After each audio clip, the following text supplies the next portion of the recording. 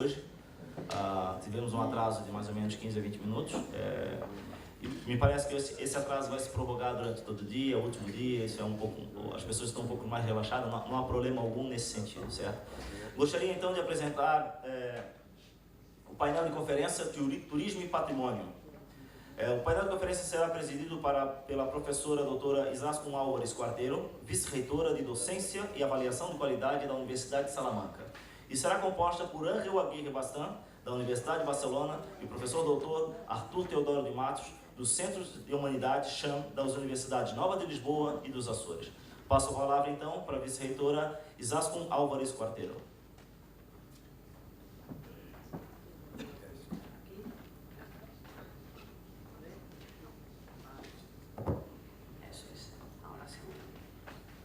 Buenos días a todos y a todas. Es un placer estar aquí en este 24º Congreso Internacional de Antropología de Iberoamérica, Museos, Turismo y Patrimonio. Y quiero agradecer tanto a los organizadores, al profesor a Luis, a Ángel Espina, la amabilidad que han tenido en invitarnos y tener la posibilidad de volver una vez más a las Azores. Es un placer y creo que ya tengo completamente seguro dónde voy a venir a pasar largas temporadas. Me voy a recluir aquí en estas islas maravillosas con esta gente maravillosa. Entonces es un placer, muchísimas gracias. Hoy tenemos una oportunidad extraordinaria de oír a dos referentes de la antropología y de la ciencia internacional. El primer ponente que vamos a tener el placer y el honor de escuchar es al profesor Ángel Aguirre Bastan, profesor emérito de la Universidad de Barcelona y, como digo, un referente para todos nosotros internacionalmente en el campo de la antropología. Su libro Diccionario Temático de Antropología Cultural es un libro fundamental para todos aquellos que tengamos algo que ver con la antropología, con la cultura y con el pensamiento crítico. Este libro, que ya lleva una tercera edición, que se hizo la más reciente en el año 2018, es desde luego que un libro absolutamente recomendado para todos aquellos que quieran tener pensamiento crítico y que quieran ahondar y profundizar un poco más en todas estas cuestiones. El profesor Ángel Aguirre Bastan ha desarrollado toda su actividad académica y científica en la Universidad de Barcelona. Actualmente es profesor emérito de la universidad y miembro numerario de la Real Academia Europea de Doctores, una academia extraordinariamente también prestigiosa, ¿no? Ha publicado más de un centenar de trabajos científicos y sobre todo estudios que tienen que ver con la etnopsicología y la etnopsiquiatría.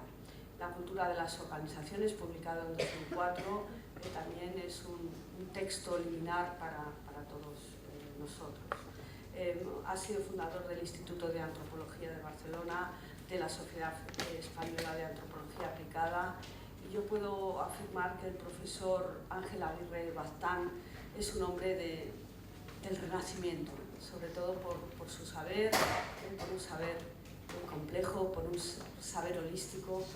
Bueno, yo creo que es un momento de estar orgullosos de que nos acompañe el profesor Aguirre Bastan. Le doy el uso de la palabra y le agradezco su presencia aquí en Ponta Delgada. Muchas gracias. Profesor, te dirijo la palabra. Muchas gracias. Muchas gracias por tan amables palabras que no sé si merezco, pero que me han gustado mucho porque por saber de dónde vienen, si me legitima Izaskun, ya estoy legitimado.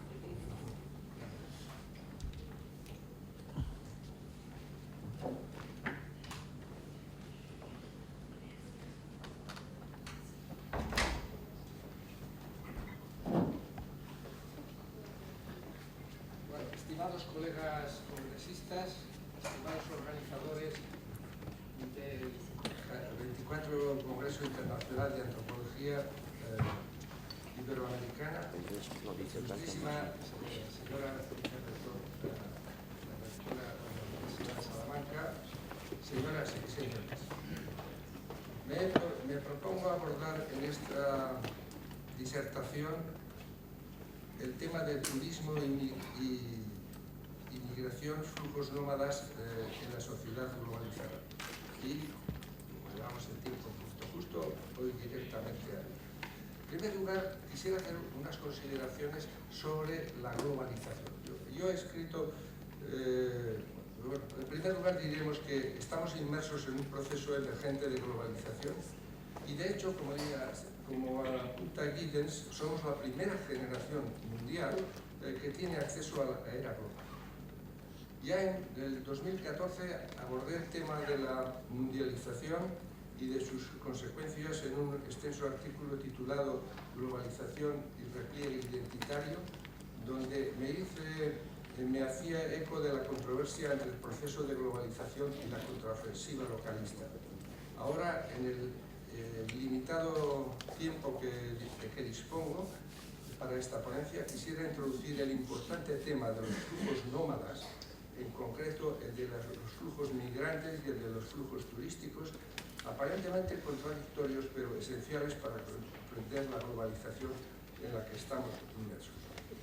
La primera consecuencia importante del nuevo orden tecno-global, construido desde la economía y la tecnología, reside en el replanteamiento de las coordenadas espacio-temporales que sirven de soporte a la cultura.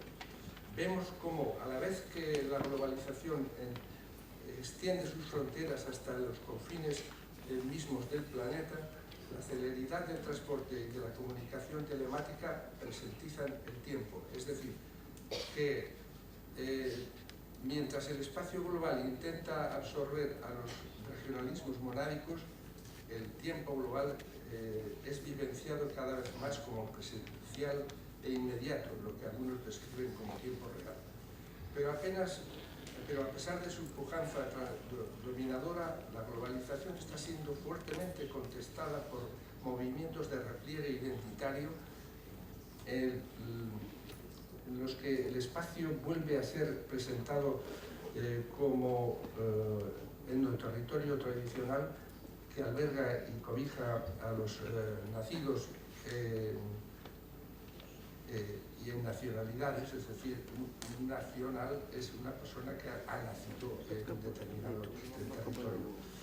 La segunda consecuencia de la globalización viene dada por la progresiva obsolescencia de la perspectiva rural tradicional.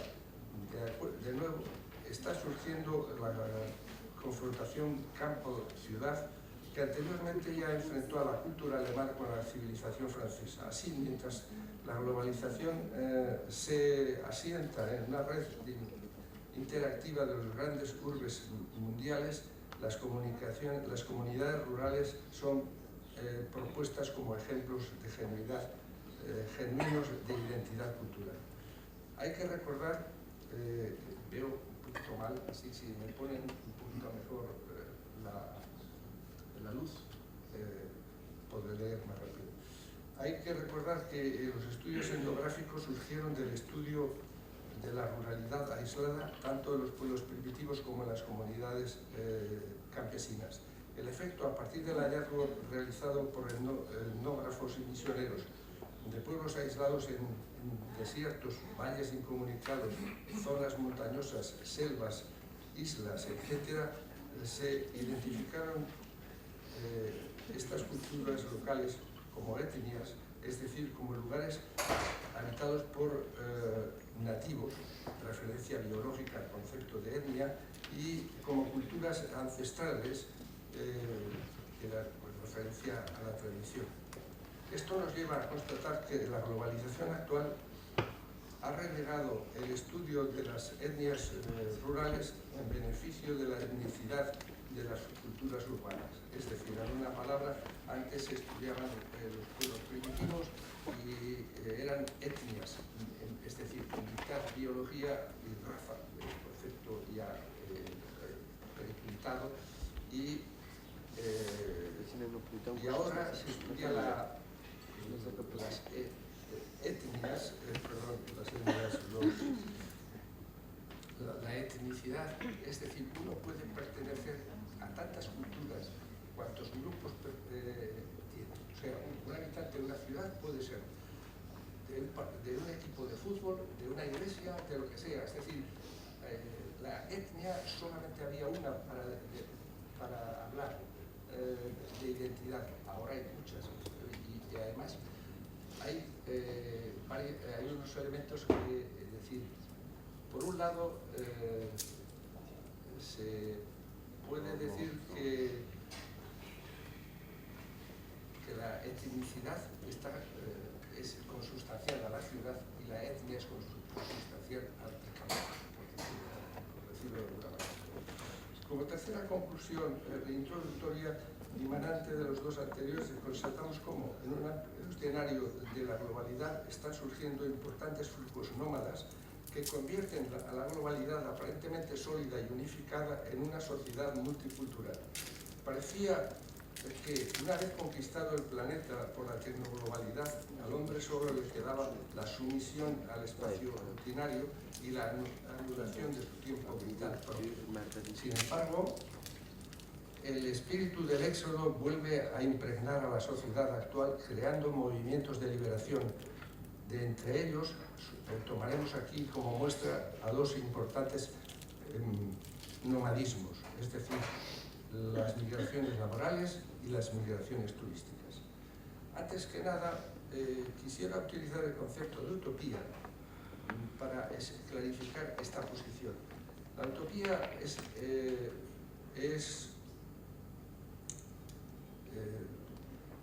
definida como un paraíso perdido proyectado hacia el futuro. Hemos perdido el paraíso que teníamos antes y ahora lo intentamos proyectar hacia el futuro. Todas las cosmogonías, por ejemplo, antes hablaban de una edad primigenia, edad de oro, de un paraíso terrenal lleno de abundancia y de una suerte de infancia feliz e inocente, que duró hasta que el momento de la caída, pecado original, exilio, dominación, guerra, pobreza, diáspora, etc. La nostalgia utópica de estos paraísos se aviva cuando irrumpen tiempos difíciles. Es entonces cuando surge la esperanza utópica de una tierra prometida y de un pueblo elegido hacia los cuales se dirigen los movimientos utópicos de peregrinaje y conquista. En la Edad Media abundaron las utopías populares, por ejemplo, Jauja, las Bucanas, etc., mientras que en el Renacimiento tomaron relevancia las utopías clásicas de Platón, Moro, Campanella, que fueron presentadas como islas cerradas, organizadas a través de un racionalismo social, controlador, minucioso y preciso, cercano al perfil de las sectas. Son denominadas ejemplares por la notable influencia que alcanzaron en las utopías posteriores. Esta ejemplaridad recibió, no obstante, fuertes críticas. Por ejemplo, en Cervantes, en Don Quijote de la Mancha, se ve la ironía de que le habían prometido a Sancho una ínsula y dice el texto, ¿dónde está esa ínsula?, pregunta Ricote. ¿A dónde?, respondió Sancho. A 2 leguas de aquí y se llama Ínsula Baratanga. Sancho aspiraba a tener una especie de Mesopotamia en el centro, en un trozo de tierra en medio del cauce del río Ebro, que algunos ubican actualmente en Alcalá de Ebro, Zaragoza. Me permito incluir aquí en la crítica a la utopía, por ejemplo, 2 textos de Aldous Huxley. Por ejemplo, en el primero, el exitoso libro del Mundo Feliz, que fue francamente superado por la segunda obra que Huxley titula La Isla, y que fue un fracaso porque solo intentaba resolver los problemas de la comunidad a base de tomar drogas liberalizadoras. De todas las maneras, a pesar de los relatos fantasiosos y las críticas, etcétera, con lo que se han constituido a veces las utopías, ha quedado como distintivo el hecho de que una utopía es un paraíso perdido que de alguna manera hay que reconquistar, y esa reconquista puede ser llevada, esa forma de reconquista, hasta alcanzar un estatus laboral, como veremos, o a disfrutar de la utopía turística. Bueno, entonces hablemos ahora ya de estas dos construcciones. Primero, los caminos de migración. La creciente distancia económica y tecnológica entre el primer y tercer mundo lleva a los migrantes que cada vez vienen de más lejos, de forma más masiva, a transitar caminos nómadas. Estas migraciones están siendo vistas con recelo por los nacionalismos que ven en ellas manifestaciones disolutivas de su homogeneidad cultural. Voy a referir una curiosidad muy explicativa. Por ejemplo, Yukinori Yanagi lo expresó todo esto plásticamente en la Bienal de Venecia en 1993 y luego en San Diego en 1994. Construyendo con arena coloreada las 36 banderas de las tres Américas y en otras tantas cajitas de plástico. Estas cajitas banderas estaban interconectadas con pequeños tubos a través de los cuales viajaban las hormigas hambrientas. Las hormigas migrantes que entraban por un extremo en búsqueda de comida, situada en el otro extremo del pequeño laberinto, destruían en su caminar las banderas nacionales, toda una metáfora del poder disolvente de la identidad cultural que los nativos atribuyen a los inmigrantes. Estos flujos de migrantes procedentes de grandes zonas de pobreza serían una de las graves consecuencias del capitalismo postindustrial que ha hecho imposible el pleno empleo. Como señalábamos a propósito de la reflexión de Yanagi, el hambre no respeta las fronteras cuando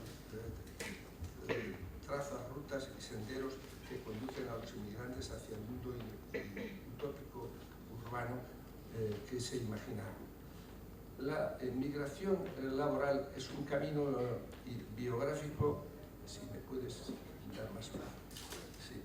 Bueno, esto es otra cosa. Ahora sí. Es que te he dicho antes, pero. Sí, la migración laboral es. Bueno, la crisis de la desesperanza. O sea, hay tres tiempos en esta. La crisis de la desesperanza que lleva a la decisión de emigrar, el momento de la migración, viaje, traslado, etc., y la llegada al destino. La decisión de partir y de arrancarse, que llamamos desarraigo, en el lugar de procedencia, sume a la convicción de que hay esperanza en el futuro y a veces ni siquiera que no hay esperanza en el futuro y a veces ni siquiera una supervivencia en el lugar de procedencia.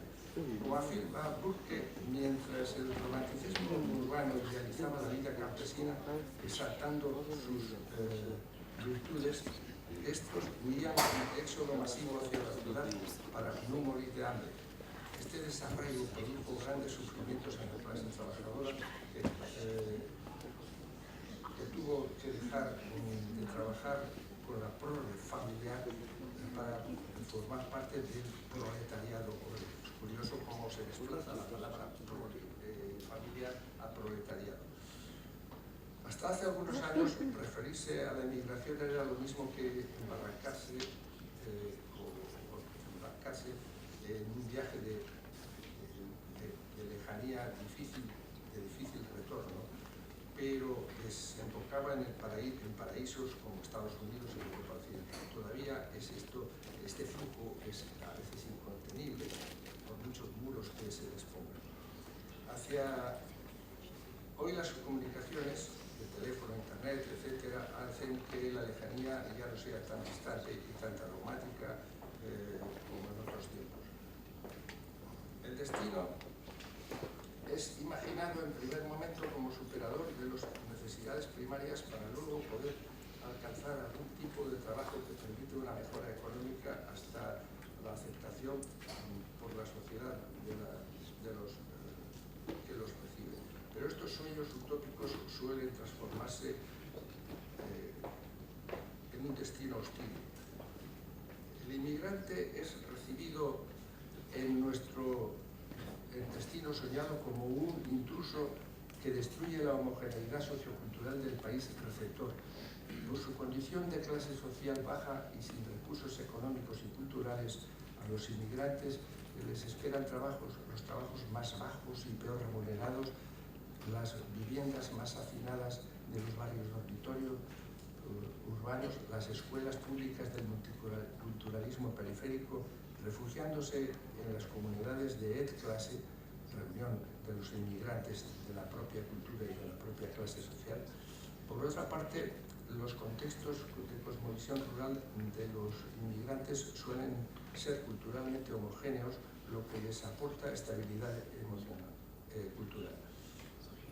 Es decir, por una parte, la clase tiene una identidad, pero por otra parte no despega.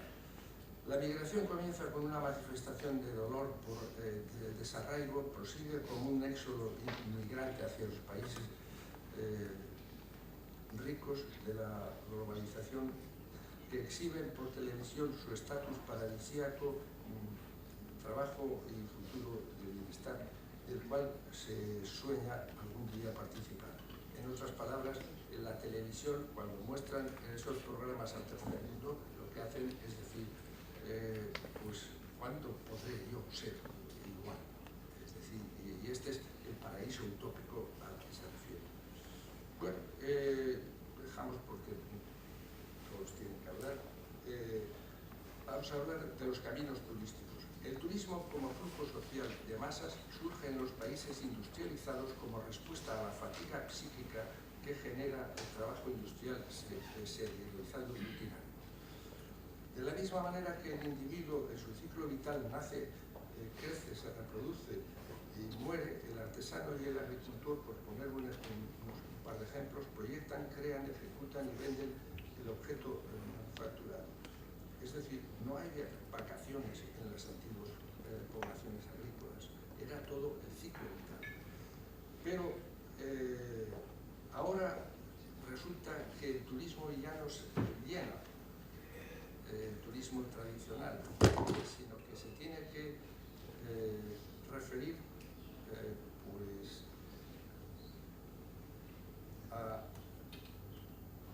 a esta, digamos, serialización del tiempo evolutivo. De la misma manera que el individuo en su tiempo vital nace, crece, etc., el proceso evolutivo, el trabajo antes era así, un proceso evolutivo asimilable a la naturaleza y asimilable al individuo. Pero desde la nueva perspectiva, el turismo lo que hace es responder a esa carencia total de sentido de la vida. Aunque parezca que somos muy tecnócratas y que todo va estupendamente bien, la realidad es diferente. Es decir, hay una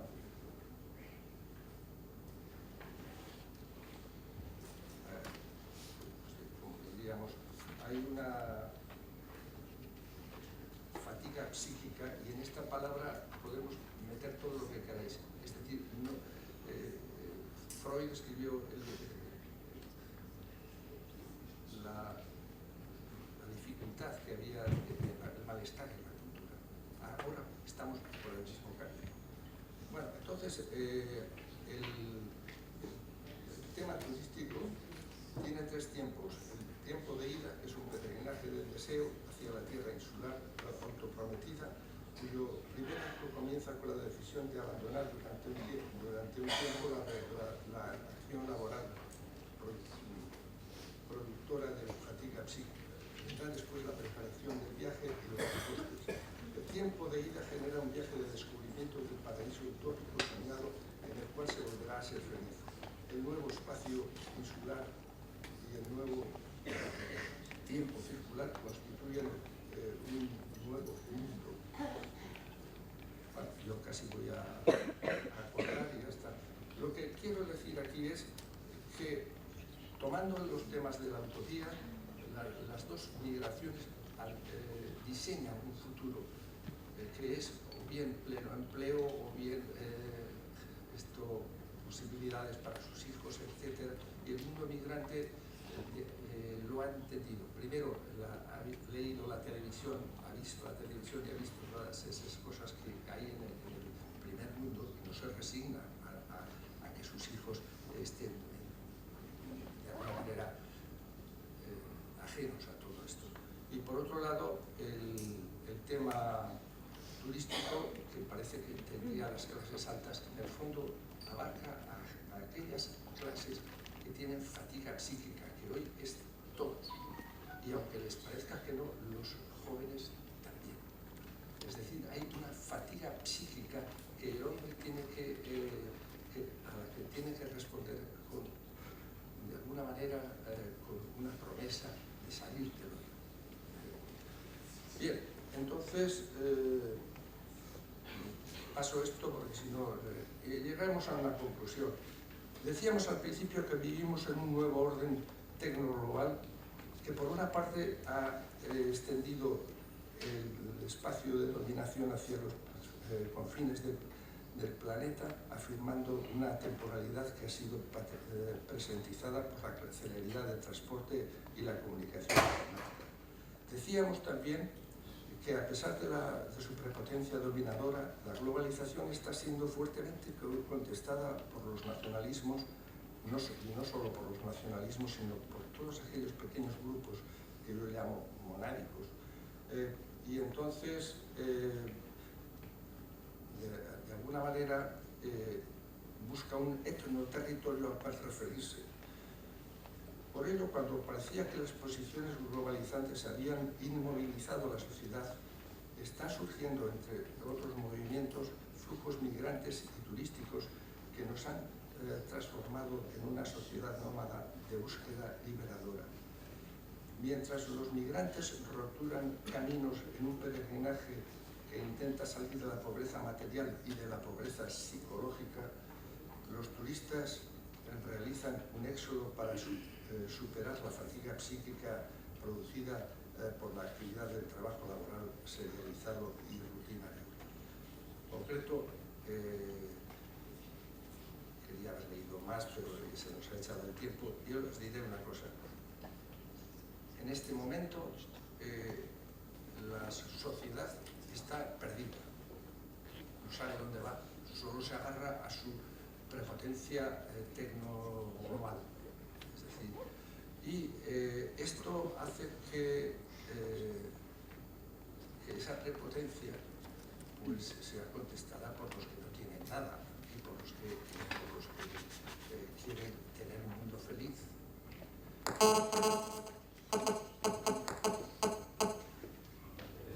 ¿Esto qué es?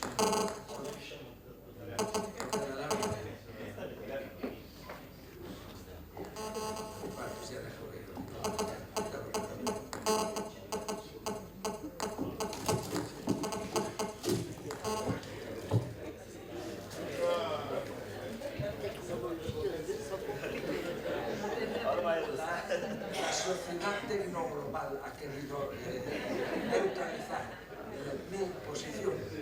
Bueno, ya ha visto que ha tenido que retirar.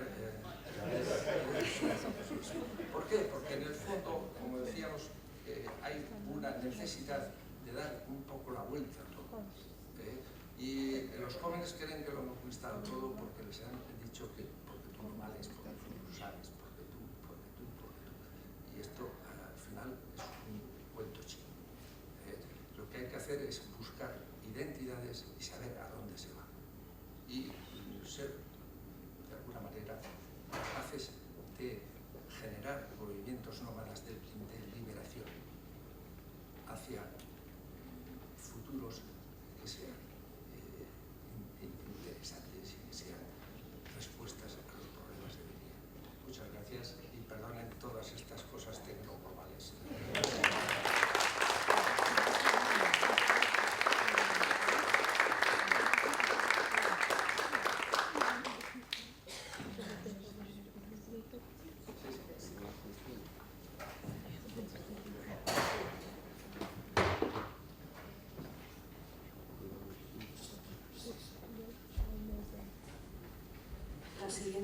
ponencia va a correr a cargo del profesor Artur Teodoro de Matos, que es especialista y conocido también de todos ustedes por su especialidad, sobre la que ha trabajado muchos años, que es descubrimientos y expansión portuguesa. Tantos años ha trabajado. El profesor Artur Teodoro de Matos es natural, es de Açoriano, de las Azores, de la isla de San Jorge, y profesor emérito, catedrático emérito de la Universidad Nova de Lisboa. Ha sido un nómada científico porque ha trabajado y ha visitado, ha sido profesor de la Universidad Católica Portuguesa, también ha dado muchísimos cursos tanto en universidades nacionales de aquí de Portugal como internacionales, también en Macao, o sea que su trayectoria hace que tengamos ante nosotros a un científico nómada que haya podido recoger tantos saberes. Hoy tenemos la suerte y el honor de contar con su presencia y nos va a hablar del patrimonio desconocido, testamentos de la isla de San Jorge, 1518-1644. Y yo, que soy una especie de híbrido entre historiadora, antropóloga y filósofa, una cosa muy rara, para mí en el archivo, en los archivos históricos está la vida. Y donde mejor se recoge la vida es en los testamentos. Un testamento de una persona recoge toda su trayectoria vital. Y son para nosotros documentos de extraordinaria valía, que nos proporcionan toda una serie de datos para reconstruir la vida del pasado. En este caso va a ser el siglo XVII en el que se centre el profesor Teodoro de Matos. Tiene el uso de la palabra, profesor. Gracias. Obrigado.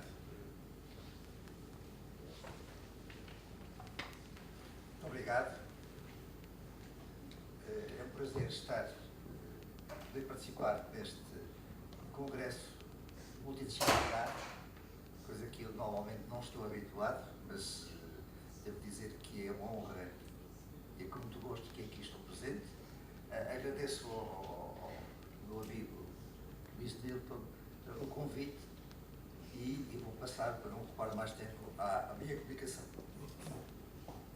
Escreveu Carlos Borromeu em 600 que o testamento é a última vontade do homem, a disposição da fazenda, a execução do futuro, o requerimento dos mortos, a carta sem resposta, onde se larga a vida e o extremo desengano dela. Fim de citação. Poderíamos acrescentar que ele comporta o espiritual e o temporal. Deste modo, é dado um importante passo na preparação da morte, como no preparo da vida eterna, porque poderá dispor dos bens para a salvação da alma. Os testamentos e inventários, muitas vezes a eles anexos, aparentemente simples documentos de caráter jurídico e eclesiástico, quando bem analisados, mostram ou deixam transparecer informações, não só de ordem religiosa e económica, mas também social, cultural e até política. Cada testamento é um espelho onde se revela a vida e a última escolha de quem testa. Constitui, por isso, fonte privilegiada para o estudo de crenças, atitudes e representações de cunho religioso e social em relação aos cônjuges, filhos e demais parentes. Desde o começo do século XX que os testamentos têm vindo a ser utilizados na reconstituição de famílias. E a generalização da informática e a influência dos métodos quantitativos e da demografia histórica levaram a que tais fontes fossem redescobertas, vindo a constituir um dos grandes alicerces da história social que a nova história iria consagrar. As relações familiares, o parentesco, o compadrio, o protecionismo e a amizade podem observar-se nas disposições testamentárias. Mas mostram ainda um conjunto, o conceito que se cria da família, já que, como afirmam os demógrafos, esta se tornou nuclear muito recentemente. No caso dos testamentos da Ilha de São Jorge, acresce a valia de alguns deles serem das primeiras gerações dos seus povoadores. Há neles todo um mundo de assuntos a descobrir. Que atitudes tinha o jorgense perante a morte e numa terra que poucos anos antes começara a ser ocupada? Quais as suas preocupações? Como era constituído o agregado familiar? De que bens dispunham? Qual o seu grau de literacia? Como seria a vida doméstica? Como se vestiam e de que móveis dispunham? Nos testamentos, o investigador encontra não só elementos sobre a vida espiritual, mas também sobre a material, os usos e costumes da vida cotidiana. Todavia, só uma série ou uma amostra capaz e bem analisada permitirá reconstituir o que foi a vida no passado.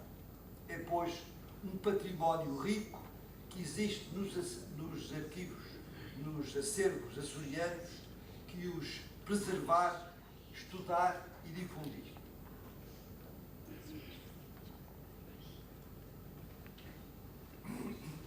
O testamento, como ato de última vontade, é uma instituição que remonta às civilizações antigas e que tinha como principal objetivo a nomeação do herdeiro, sendo por isso um instrumento fundamental do direito romano.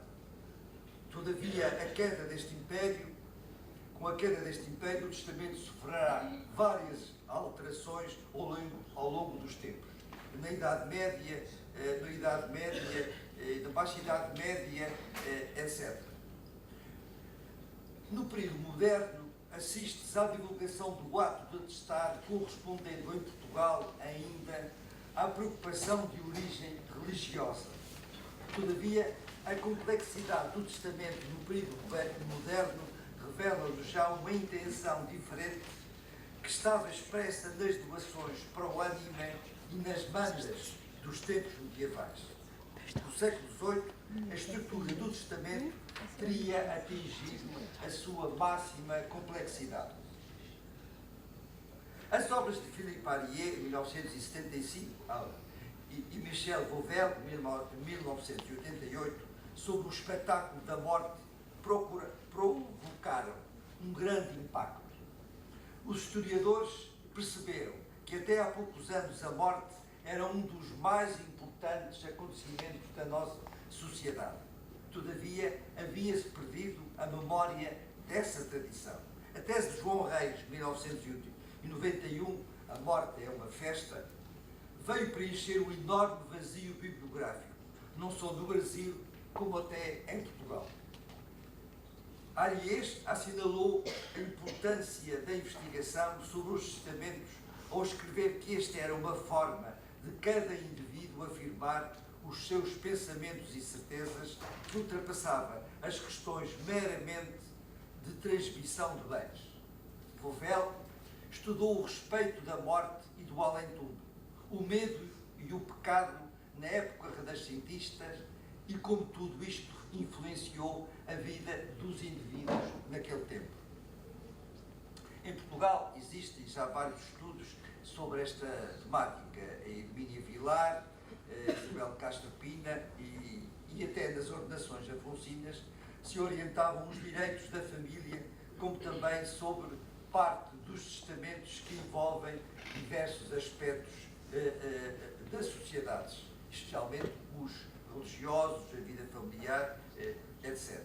A vida social pode ser inferida a partir dos dados fornecidos pelos testamentos como pelos inventários.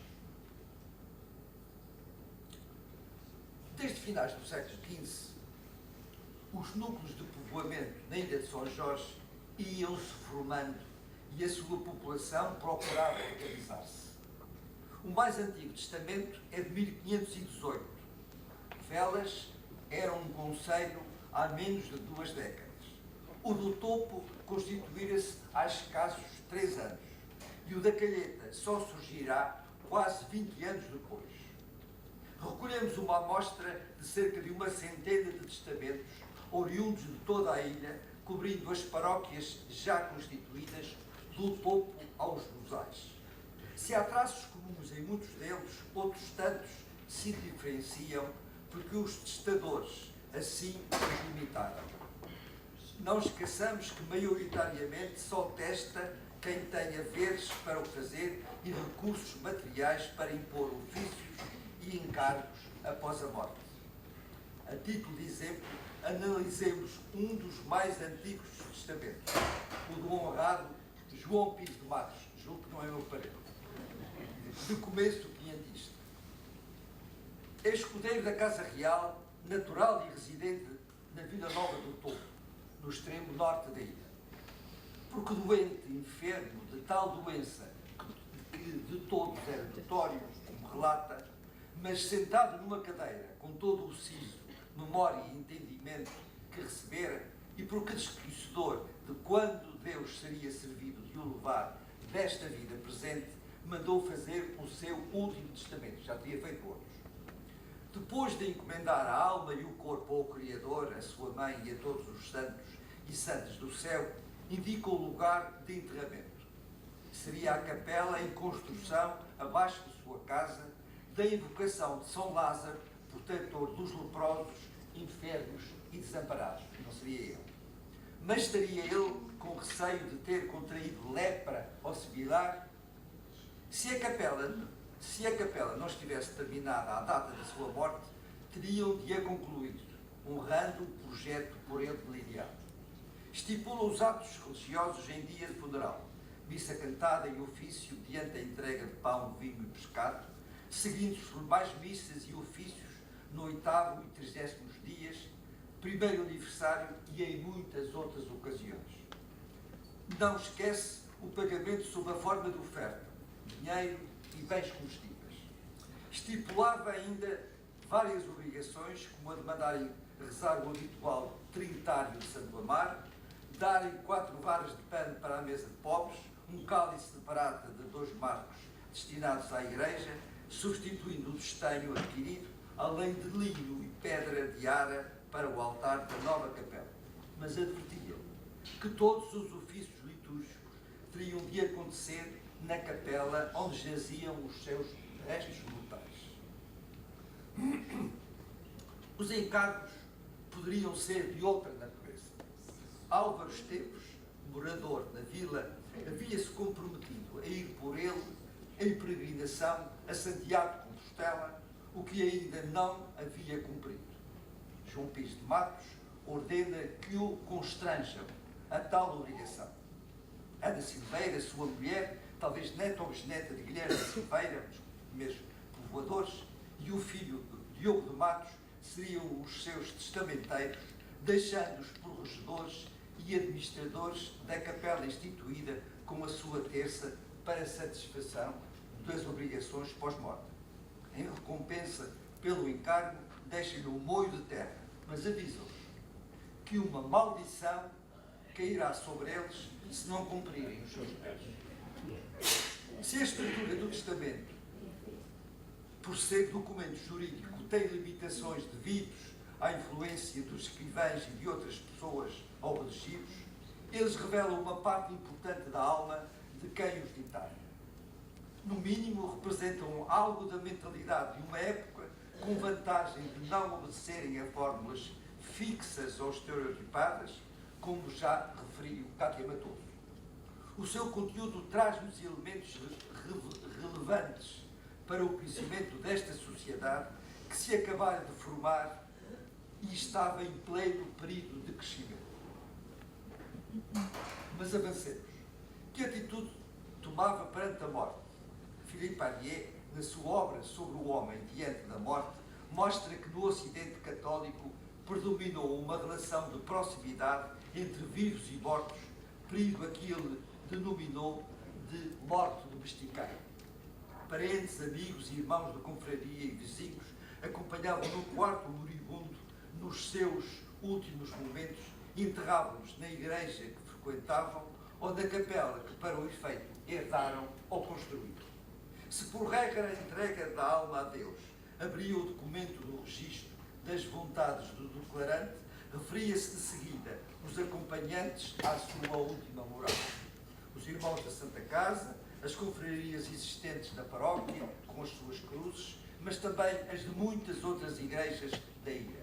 Todas receberiam uma compensação monetária também aí expressa, tanto as cruzes quanto as dos santos invocados e representados nas igrejas e ermitas da ilha.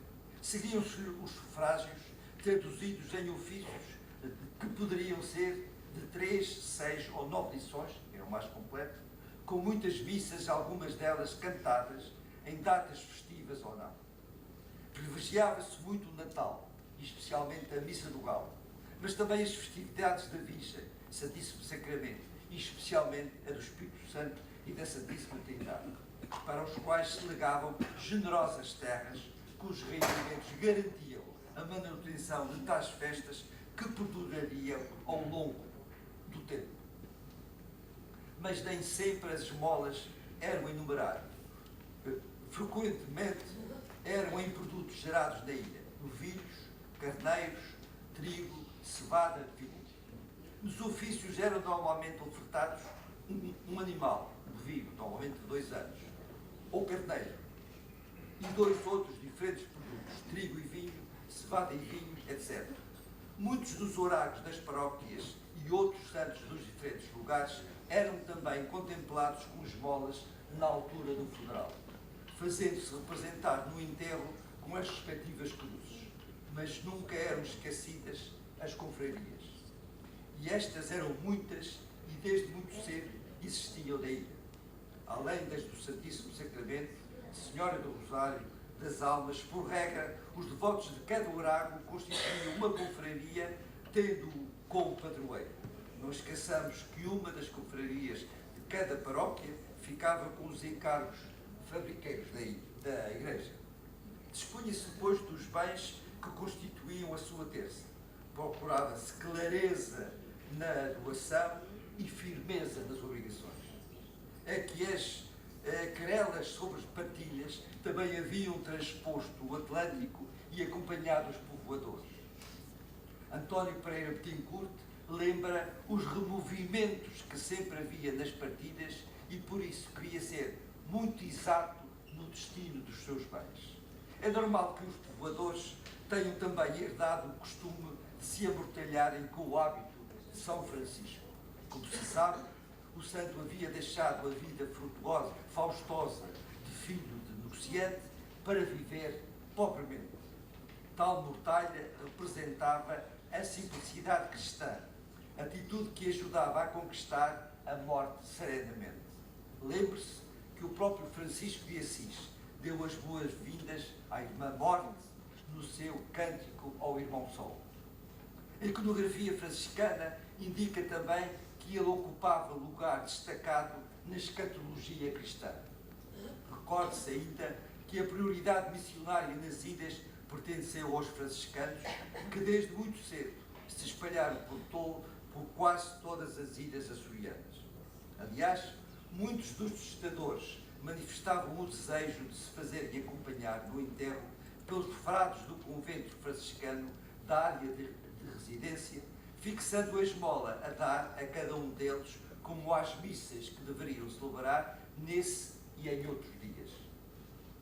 Mas porque nem sempre os franciscanos de velas o terão querido fazer, talvez por a esmola ser curta, António Pereira Betancourt, ao exprimir as suas últimas vontades, pede para ser amortalhado com o dito hábito e acompanhado pelos frades velenses, destinando-lhe 3.000 réis. Mas avisava que se eles não quisessem ir, o amortalhassem no lençol, mas que não lhe dessem nada. A preocupação com a vida eterna levava os testadores a disporem dos bens e rendimentos que a sua terça pudesse oferecer para, ab eterno, garantirem a salvação da alma.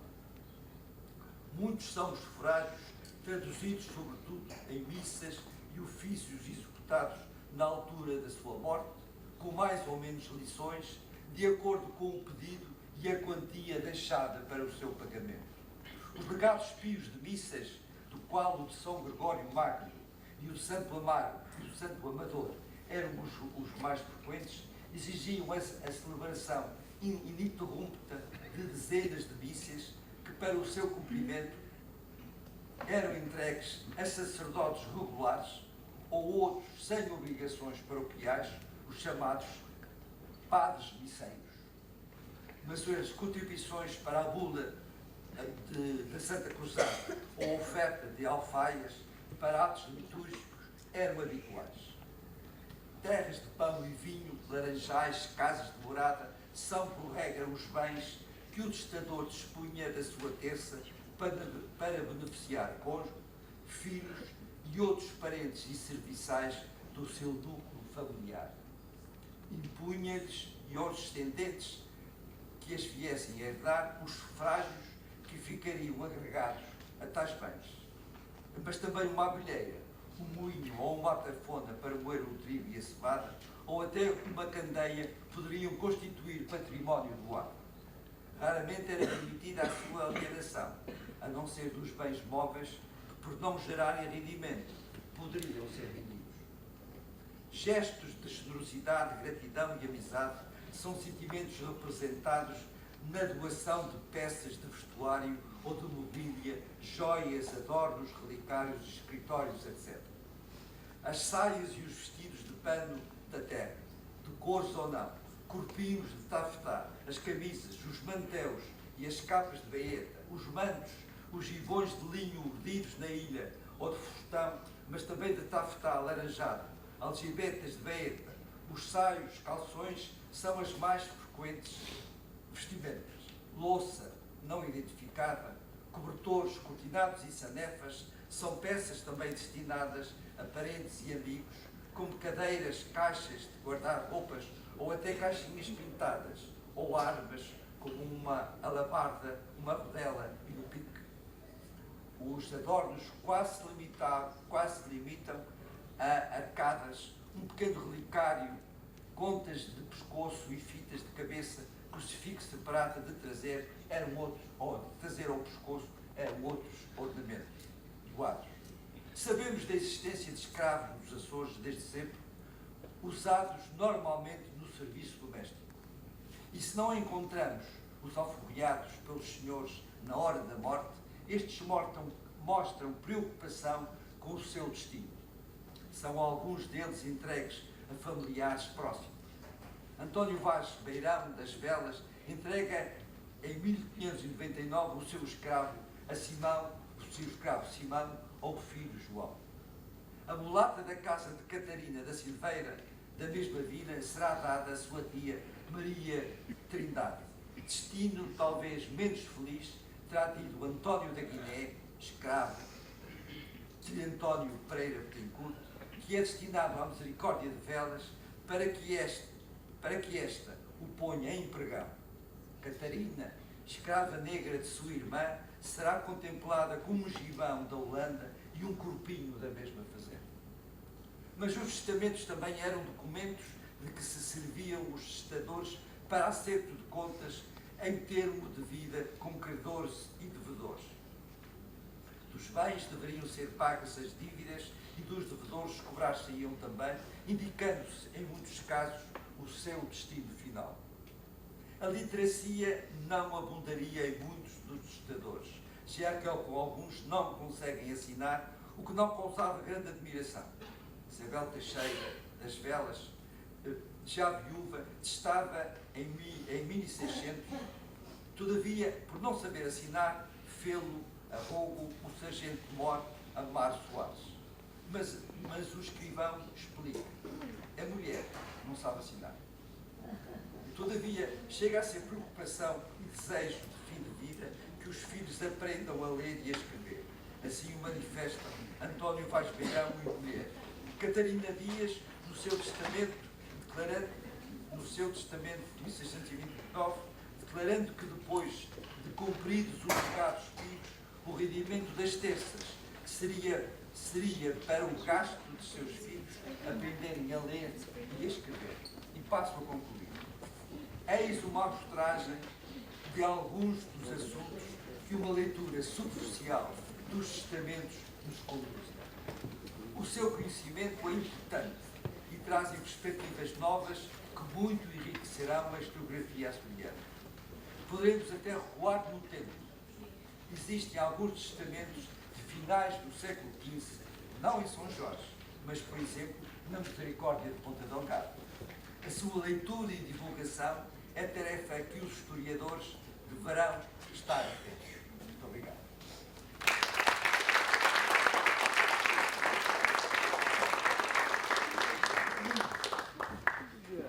Muchas gracias a los dos conferenciantes y cerramos este panel de conferencias. Agradecer sus magníficas aportaciones y que no haya tenido que utilizar ningún cartel, o sea que lo han hecho puntualmente, ¿eh? Han terminado con calidad. Muchas gracias.